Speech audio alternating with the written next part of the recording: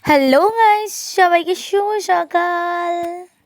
আজকে আমি একটা জায়গায় যাব, তো সকালবেলা অনেক সকাল সকাল তাড়াতাড়ি ঘুম থেকে উঠতে হয়েছে, ব্রাশ করে নিলাম যার জন্য।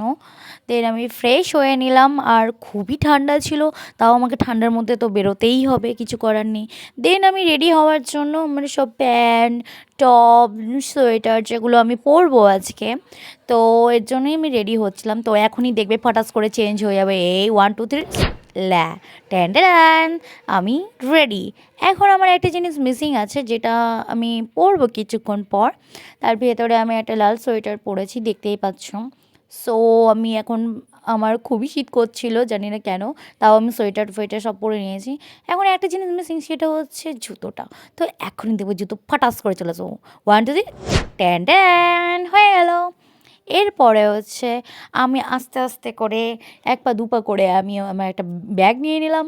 দেন আমার একটা বড় একটা হেভি একটা ব্যাগ আছে, যেটাকে আমাকে নিয়ে যেতে হবে, কিছু করার নেই। সো আমি তো এখন আজকে যেখানে যাচ্ছি ওটার জন্য খুবই এক্সাইটেড গাইস। সো যেন নাচ ফাচ করছিলাম, তো আমি রেডি ফেডি হয়ে বাইরে বেরোবো সবেই।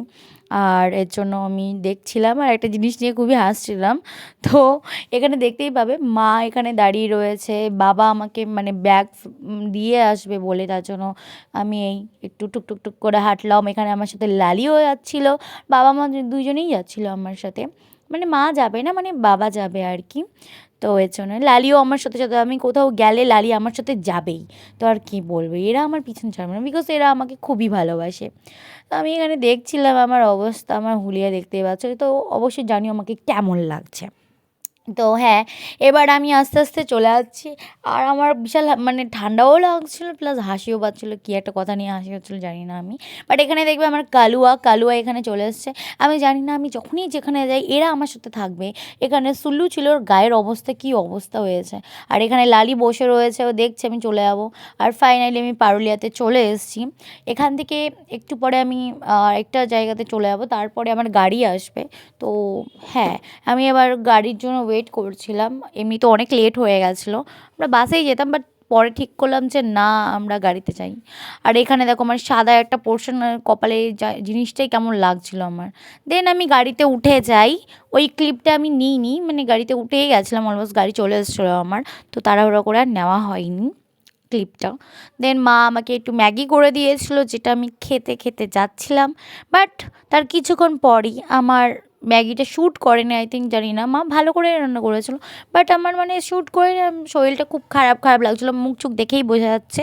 আমার প্রচণ্ড গা গোলাচ্ছিলো গাইজ, বিশ্বাস করবেন না, খুবই মানে খারাপ অবস্থা হয়ে গেছিলো।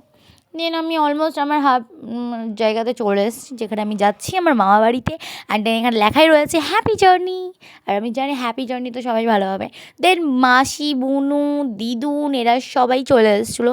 দেন গাড়িতে করে আমরা সবাই একসাথেই যাচ্ছিলাম, সেটা তোমরা দেখতেই পাচ্ছ। আর আমি খুবই এক্সাইটেড, বিকজ অনেকদিন পর মামা বাড়িতে গেছিলাম। তো হ্যাঁ, আমি দুর্গাপুরে গেছি গাইস। আর তারপরে হচ্ছে এখানে একটা ছেলে দেখছিলাম, একটা ভ্যানের গাড়ি, এটা তো অলমোস্ট সব জায়গাতেই দেখা যায়। বাট হ্যাঁ, আমার খুব ভালো লাগছিলো, এইসব জিনিসও ভালো লাগে দেখতে। দেন আমি বাড়িতে চলে আসি, মাসি বাড়িতে আসি সকালবেলায়। আর এটা রাতের ব্লগ নিতে পারিনি, তার জন্য আর হয়নি। তো ওকে গাইজ, আবার নেক্সট কোনো একটা ব্লগে আবার